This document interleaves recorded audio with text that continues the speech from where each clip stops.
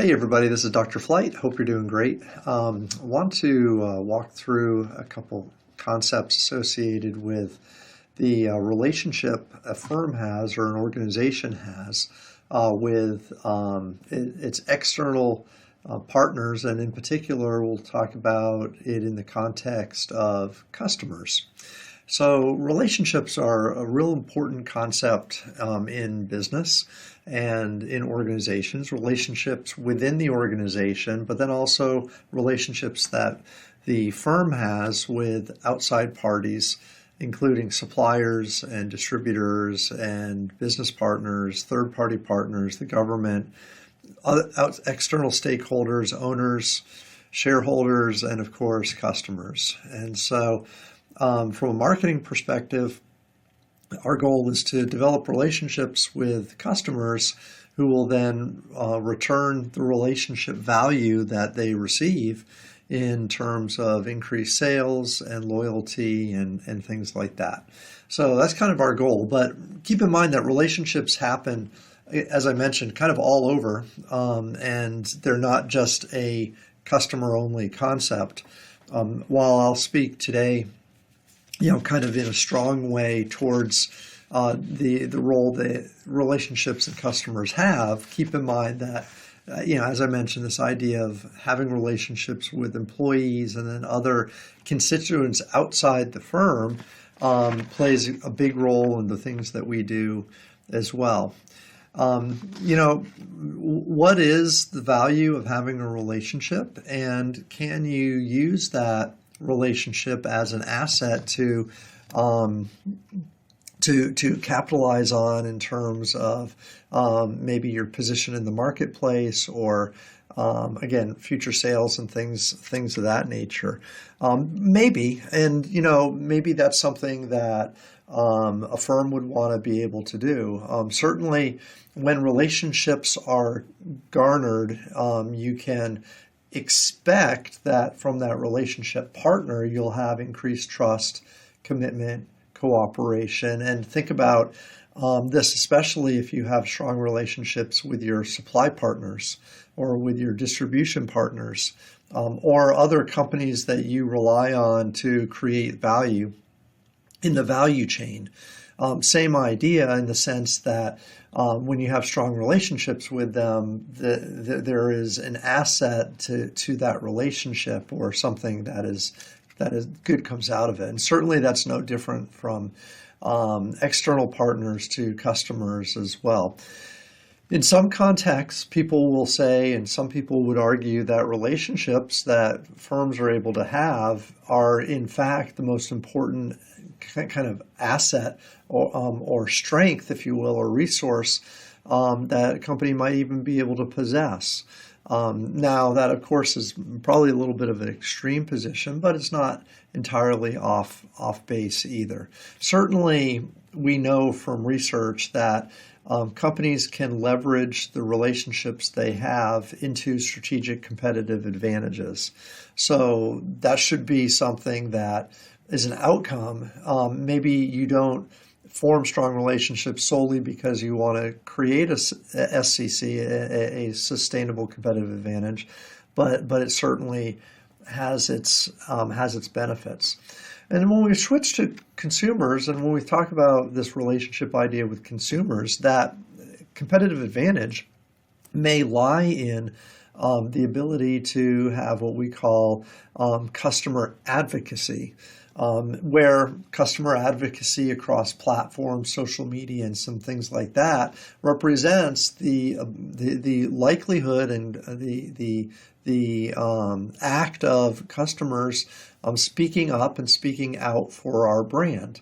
Now, certainly we want this to be positive, but the degree and the volume in which a customer speaks about our brand or our company or our products, talks to the concept, or maybe kind of extends the idea of the relationship that we have with them. They feel that bonded to us, that they will speak about us, represent us, or speak about our product, then that may indicate a pretty strong relationship. that you have. So certainly this idea of advocacy is important, and we want to be able to think of that customer within the relationship, kind of differently, more as a partner than just a transaction. And so, we mentioned this idea and say it a few times, this idea of share of customer. And it's a lot like this concept of market share. But again, if you say, how much of the customer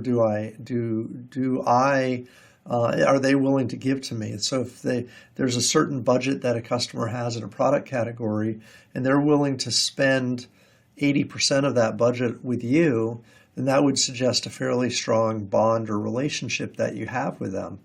If, on the other hand, they equally spend with competitors and with other product options outside of you, then your relationship may not be that significant to the customer. So a share of the customer's experience, a share of the customer's wallet, a share of the customer's attention, a share of the customer's interest in general. If we think of how much share we have of the customer, of their devotion to your product category, then that's a nice way to think about that. Again, I mentioned this idea of share of wallet, so we can kind of put that out there too, and obviously pause the video if you feel you need to. But this whole idea of nurturing the customer and developing the customer will emerge into a series of steps, if you will, or stages where at the beginning of a relationship, the relationship is fairly weak and transactional, but then it grows and grows and grows over time and interactions. And so that's what we kind of think about when we develop or grow the relationship with the customer. So 7 different stages exist and are outlined here. The first stage is simple awareness. Does the customer know, or are they aware of your product? Or do they know what your value is, what your value proposition is? And can you do things to create greater awareness? Now, this doesn't mean the customer will buy from you, but we know they won't buy from you if they don't know about you. So first step, oftentimes also in the consumer decision-making process, would be awareness. Second stage, and this again kind of grows in the depth of the relationship, is an initial purchase. So the customer knows about you and they're beginning to understand who you are, and at this point they've committed to a trial of your product. They want to try your product. They want to make sure what you say you'll deliver, you deliver. They want to establish that they're better off after the purchase than before, like we remember back in exchange theory, and those types of things, right? We know that the customer thinks of us as an option. Now they've actually made a commitment to try us. Now, over time, if they continue to do this, then we'll think of them as a repeat customer. And so the customer has experienced our product or service. They recognize that there's value in what we do. It satisfied their needs. And they either become habitual in their purchases, or they begin what we call the sales cycle. And so the customer purchased, they've evaluated a post-purchase experience, and they've decided to purchase again, which is kind of a cyclical pattern that we want to have with customers, so that they develop a habit of buying from us. Now, if this is the case, and if the customer acts in a predictable manner, we can move them along to what we call a client level, where we have a longer term expectation of this relationship with the customer, and we have what we call a financial bond, in the sense that the customer now has a predictable future with us. And a future predictable cash flow with us, more importantly, I guess. So this customer has future value, and they may become locked into our programming. They may feel compelled to stay with us. But it is a sense of a longer term commitment that's being made whether it's overtly or whether it just happens. That's the client stage. They expect more personalization at this point. They're oftentimes looking to buy products that are ancillary products that would support their primary product.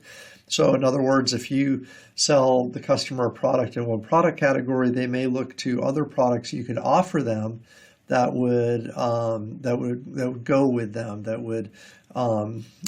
would be comparable along with the purchase.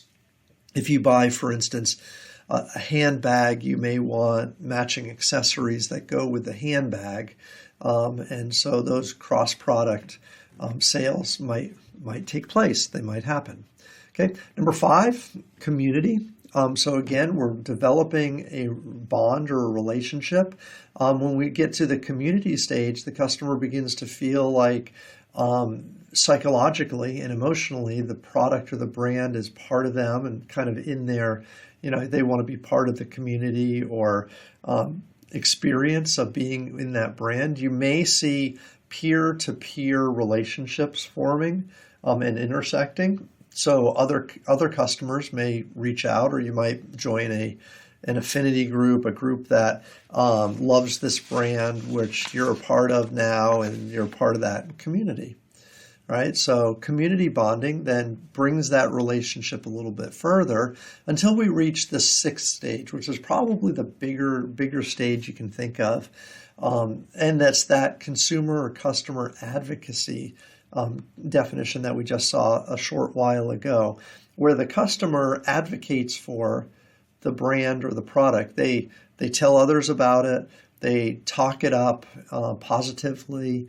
They view this, or they consider this brand as part of their brand identity, or it's what we call culturally relevant to the consumer, and they champion the brand to others.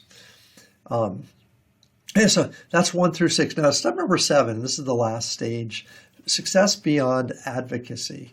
So one of the ideas here is that we're able to do much of our relationship building at some point through some digital technologies and through AI or machine learning that evolves into the relationship partner with the customer. And the reality is, if you have super deep relationships with customers, your customer pool isn't going to be super huge. So we have to find ways to mass customize relationships.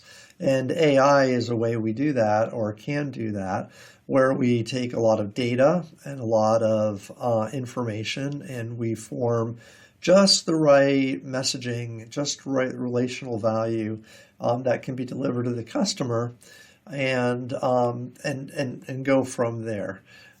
So it's a little bit beyond, and we're a little bit not quite there yet in number 7, but this is one where we're gathering enough information where we can develop a strong relationship with customers, even though it's not in a traditional sense. Okay, so these are a few things, and we're actually going to come back to this idea of creating this bond through CRM, customer relationship management, which heavily uses like database management and database and data software to create relationships. Right. But moving on beyond this, how do we, and what are some tools to build and grow that relationship? So certainly we can create things like financial incentives. And again, if you remember back in those early stages, we want to build awareness, and we want to get consumers to investigate enough to try our product. We want to get them to try our product initially, and then we want to get them into a repeater stage where they're buying our product regularly. We could offer financial incentives, coupons, frequency programs of some type, something like that. Now, these types of financial incentives don't necessarily create long-term bonds, but they get people familiar with the product and they get them to try it. So that might be a good start. Setting up our next kind of set of activities we could do is we could create greater opportunities for social bonding. We could do signature events that are only for customers, for good customers, where they're social events. Maybe we have customers come into the store early. We meet them, we greet them. We look to form communities with brand communities, maybe get fan clubs together, things of that nature. When we start thinking about social bonding. Enhanced customization is this note that I was just kind of emphasizing, this idea that we as customers like a personalized attention or personalized kind of view of things, and being able to do mass customization digitally so that the consumer walks away feeling like they are connected is where we need to be. So again, we can't develop rich relationships person to person and expect to have a very large consumer base. It's just, we don't have enough time in the day to do that. So we have to find ways to add personalization efficiently, and in this case, probably digitally with AI or machine learning technologies. Again, with the deep database, we can do that. And that helps again, kind of give that sense of commitment to the customer that we want them to have. The last step here is called structural bonding. This is when we create very unique delivery systems and unique packages and products for the customer. But in doing so, we create a structure that tends to lock a customer in. And there's something called a barrier to exit. And so barriers to exit a relationship become higher in these situations. And I mentioned, note on the page here, Apple's iOS system. And this is just an illustration of how you can take, Apple has their products. And if you get one Apple product, it's exceedingly easy for you to get another Apple product and for those two to sync together. Whether it's a watch and a phone or earbuds or a tablet, or any of these products will sync in and work together. However, if you got an MS-DOS system or an Android system product and tried to integrate that with your Apple, it wouldn't work so well. It'd be very, very hard for those two to work together.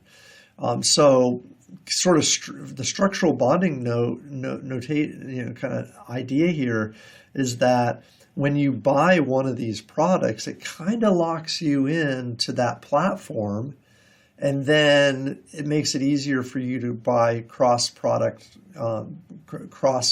area products as well. Okay, so that's a kind of locking in almost kind of concept that you might think about. Okay, so this video here, again, we outlined the idea of some relationship outside the firm, particularly with customers. This concept of advocacy, consumer advocacy, is sort of this place we want to get over a series of stages with customers. And there are specific things we can do that may enhance or grow the relationship that we have with customers. Okay, so let me know if you have any questions. We'll wrap this little short video up. Again, pause it if you need to, and thanks for listening.